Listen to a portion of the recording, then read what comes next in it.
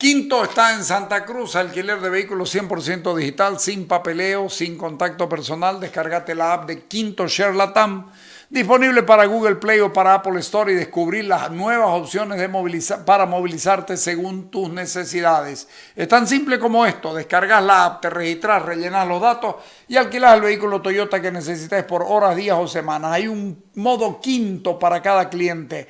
Alquila el vehículo Toyota de tu preferencia de manera rápida, cómoda y simple. Más información, visita la página web www.quinto-mobility.com.bo.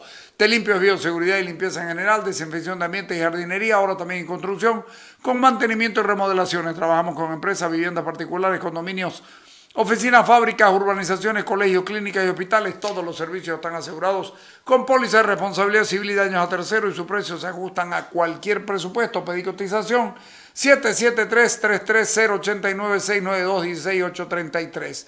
Memorial Park es el parque del recuerdo, con casi 30 años de servicio comprometidos con la naturaleza y tu familia para brindarles la atención que necesiten en momentos tan difíciles para ustedes.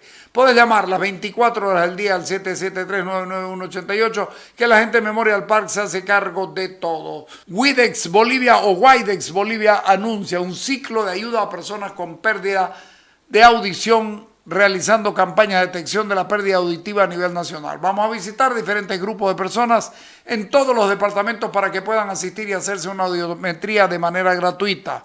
De esta manera van a poder recibir información necesaria para solucionar sus problemas auditivos, apoyados en los mejores audioprotesistas. También contamos con audífonos digitales daneses de última generación, porque queremos mejorar tu calidad de vida. Estamos ayudando. Somos Widex o Widex Bolivia.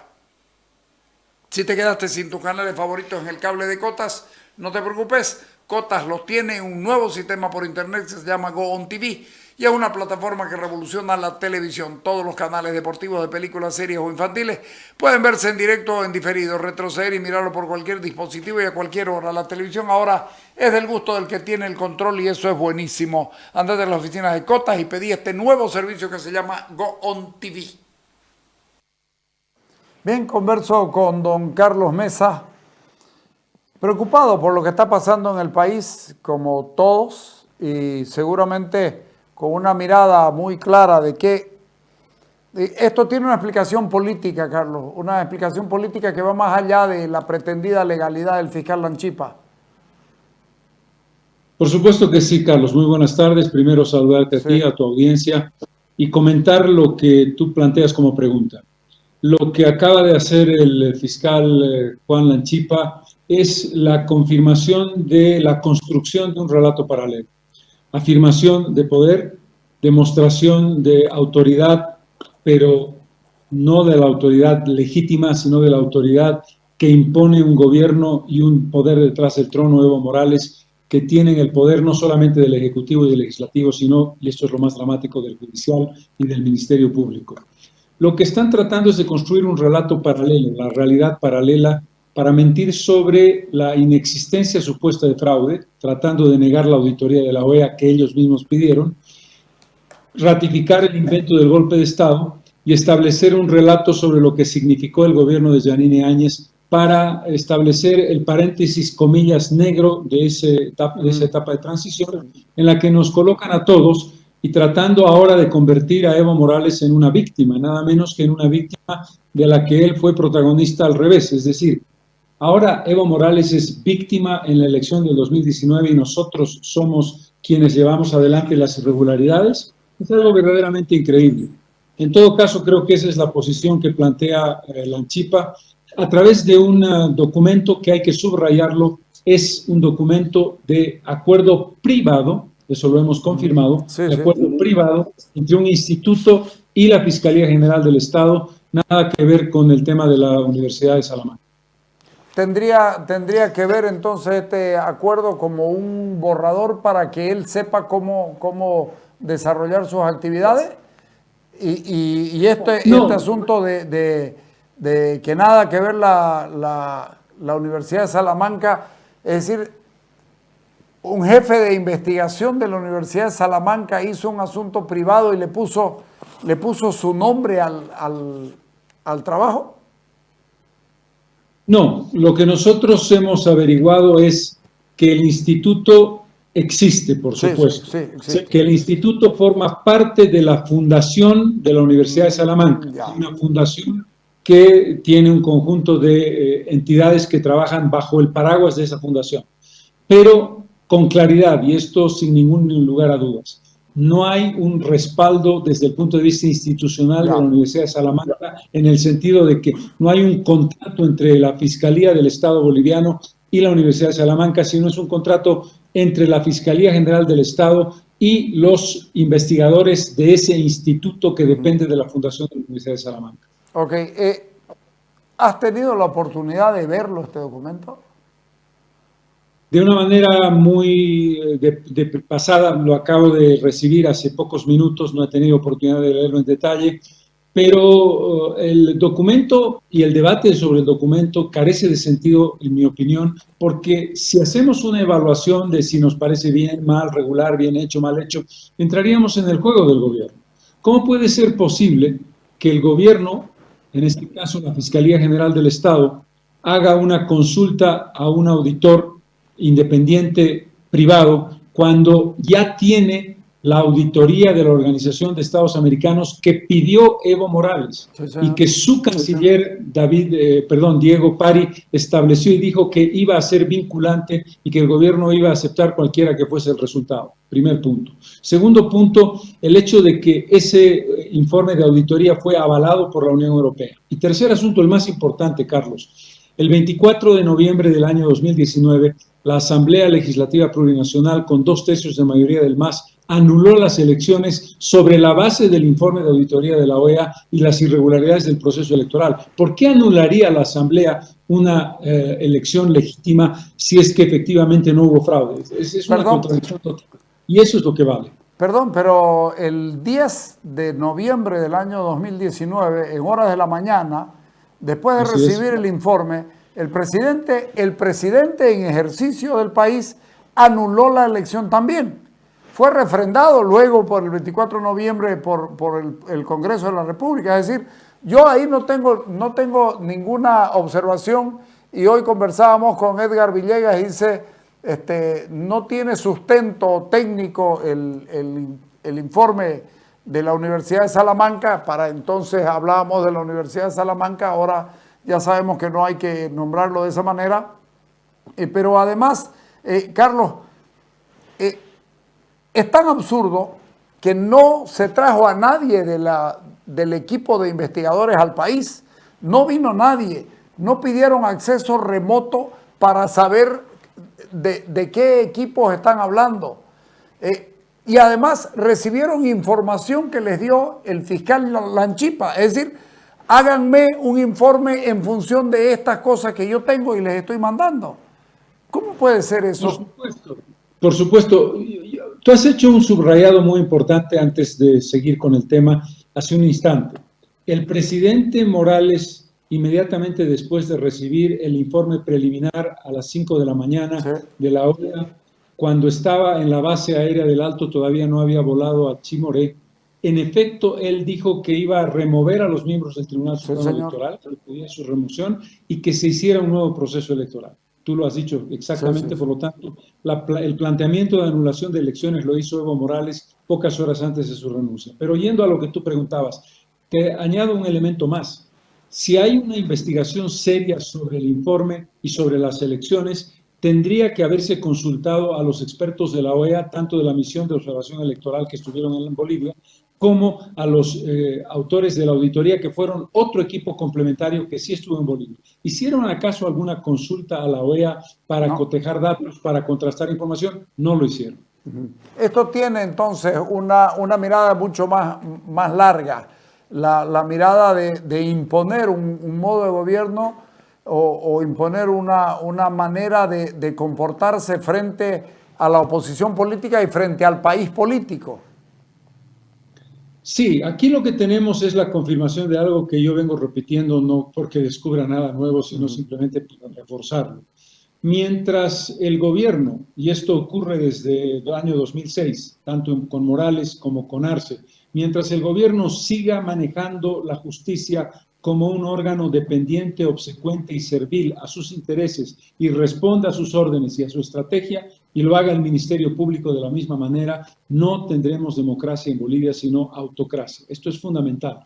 La lucha democrática, pacífica, pero firme de los bolivianos tiene que ser por recuperar la independencia de la justicia y el Ministerio Público, que son los que están construyendo dos cosas.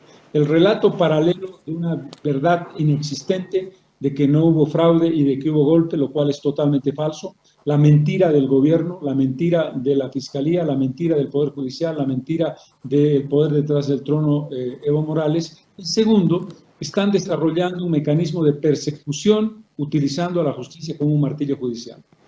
Carlos, ¿cómo recuperamos la justicia? ¿Cómo recuperamos el Ministerio Público cuando se tiene una correlación de fuerzas muy dispar en el Parlamento, que es el espacio en el que los demócratas se mueven? Porque hay que reconocer, mientras el gobierno se mueve por todos lados y arbitrariamente violenta lo que sea, los demócratas se mueven en el Parlamento y ahí tienen imposibilidades. ¿Qué se puede hacer ahí en ese caso? Primero, Carlos, el reconocimiento de una evidencia. Cuando la mayoría tiene el 55% de los votos en la Asamblea Legislativa Plurinacional, el único espacio que tú tienes es el de los 2/3, que todavía perviven para algunos casos, como la elección de la defensora del pueblo, por ejemplo, y el planteamiento de propuestas que no necesariamente van a ser respondidas adecuadamente. ¿Qué es lo que tenemos que trabajar y construir? Tenemos que construir una articulación de los representantes democráticos de los gobiernos subnacionales, los representantes democráticos de los gobiernos, en este caso, de gobernaciones y de municipios, las estructuras organizadas como el Consejo Nacional de Defensa de la Democracia, para establecer una articulación progresiva, generar una masa crítica que sea capaz de presionar democrática y pacíficamente, pero con firmeza, para pedir ese objetivo y lograr ese objetivo. El punto clave es, primero, articular a todos los sectores que representan realmente a la base de la sociedad. Y segundo, establecer un mecanismo de saber qué es lo que queremos. El primer objetivo, en mi opinión, debe ser una justicia independiente. ¿A través de qué camino? Reforma constitucional está difícil porque la reforma constitucional te complica porque puede meterse otra serie de puntos muy complicados, muy digamos, diversos. Sí. La lógica que nosotros planteamos como comunidad ciudadana es la aprobación de una ley que comprometa a la Asamblea Legislativa Plurinacional para que la preselección de candidatos en la elección judicial del año 2023 sea hecha por un grupo de notables a los que les delega la Asamblea Legislativa la responsabilidad de preseleccionar, que garanticen su independencia política, su transparencia como personas honestas y su idoneidad como profesionales de primer nivel. Si tú tienes un bloque de candidatas y candidatos de ese tamaño y de esa calidad meritocrática, estás garantizando la independencia del Poder Judicial. Eso no lo vamos a conseguir con una propuesta que ya hemos hecho, sino a través de una presión democrática que establezca un acuerdo de reconciliación nacional con esa condición sine qua non como primer paso.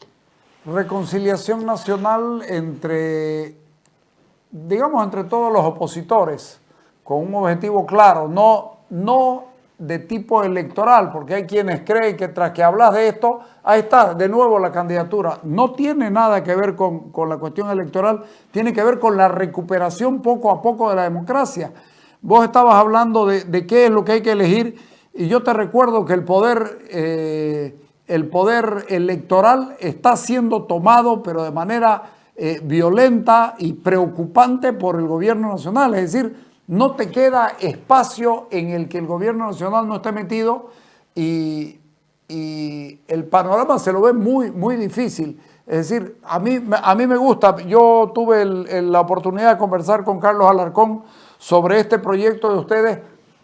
¿Qué tan posible lo ves en el presionar desde la calle y desde los gobiernos subnacionales, como se llaman? Primero, tú has mencionado algo muy importante, Carlos. El pretender ahora, el año 2021, que cualquier articulación para buscar un objetivo democrático tiene que ver con una pre-campaña o con que vamos a ser candidatos quienes estamos en este esfuerzo, sería un grave error. Sí, sí. Sería un grave error nuestro y sería un grave error de quienes vieran las iniciativas que se están tomando en esa dirección. Esa es una primera cosa muy importante que tú has subrayado. Segundo, el camino de reconciliación tiene que ver, en el caso de la oposición en su conjunto, como la palabra articulación. La idea de reconciliación nacional, que es una idea que lanzó David Choquehuanca y que es una idea que debemos insistir en llevar adelante, tiene un acuerdo preexistente hoy ya en vigencia, aunque nadie lo está aplicando en el gobierno, entre el gobierno de Bolivia y organizaciones internacionales como Naciones Unidas y eventualmente la Unión Europea. La Unión Europea y Naciones Unidas han articulado con el vicepresidente Choquehuanca un camino de reconciliación boliviana, ya no de oposición, sino del conjunto del país, de gobierno, oposición, de ciudadanos, de regiones, de etnias y del conjunto de la sociedad.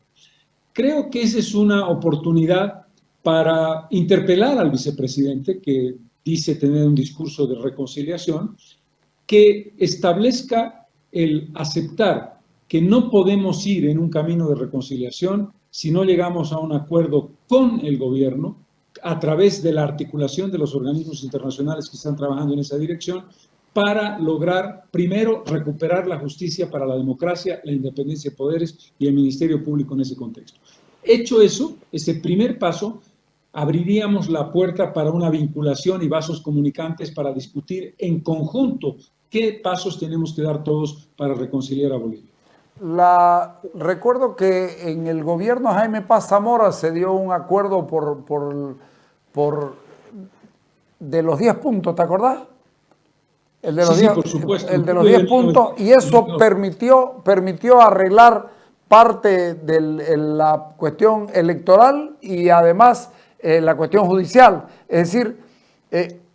y la redacción de un proyecto de reforma constitucional. La reforma del 94 es producto del acuerdo del 92. Exactamente. Eso permitió la Defensoría del Pueblo, permitió el tema del Tribunal Constitucional y otra serie de instituciones que fortalecieron la democracia, además del sistema de voto mixto entre uninominales y plurinominales, que fue una base muy importante del proceso constitucional del país. Ahora habría que bajarse porque solamente hay un pequeño espacio en el Parlamento, entonces habría que bajarse y ver la posibilidad de hacer todo esto. A mí me llama la atención que todavía se piense en Choquehuanca. Yo lo veo, tiene discursos tremendamente violentos y sigue con la idea indianista y la supremacía aymara, que yo creo que tiene que calmarla un poco si quiere que la gente de por acá confíe en él. Pero me llama la atención que lo logre hacer con Naciones Unidas, a quien el gobierno le tiene pánico porque no se ha metido en el proceso tan hermoso de la pacificación antes de la salida de Evo Morales y hasta el mes de diciembre del año 2019. Acordate el rol de la Iglesia, Unión Europea, embajadas y Naciones Unidas. Claro que sí.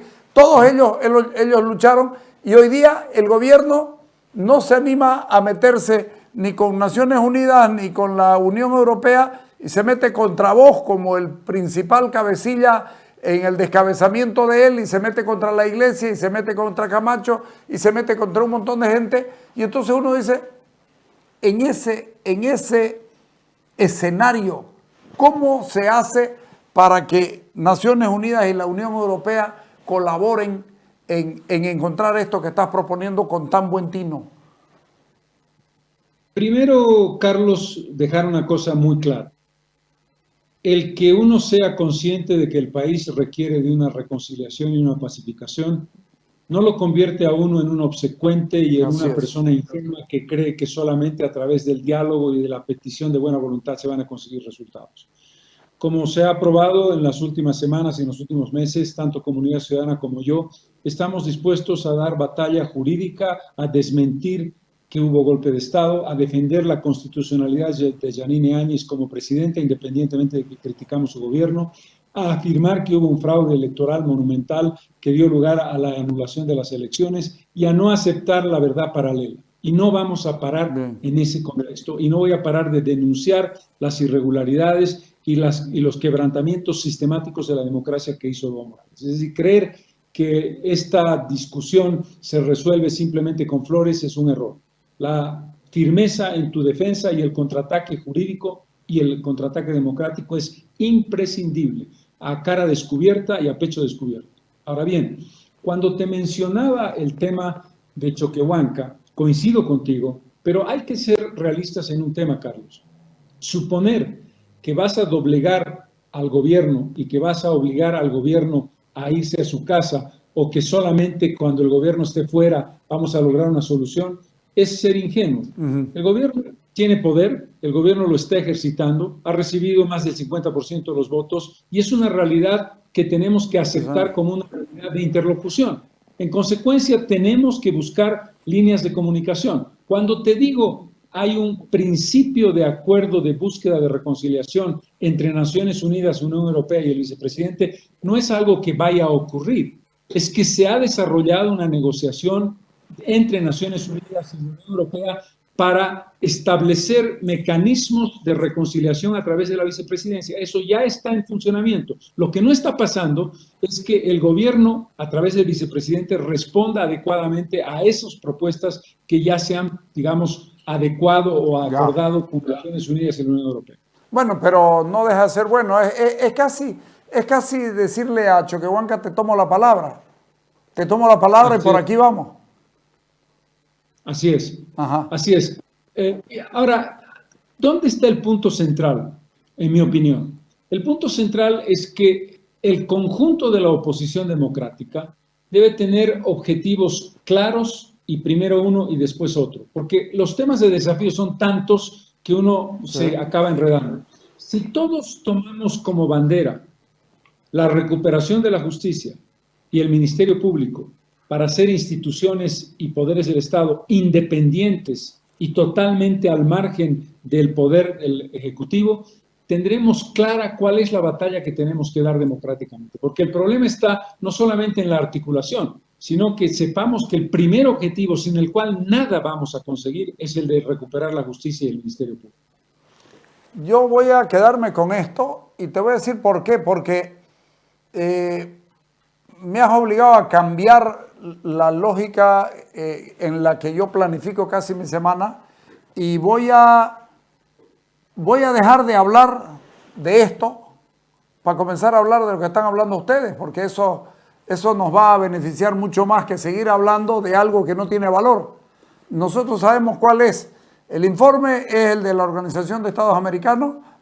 El informe lo válido es la vinculatoriedad.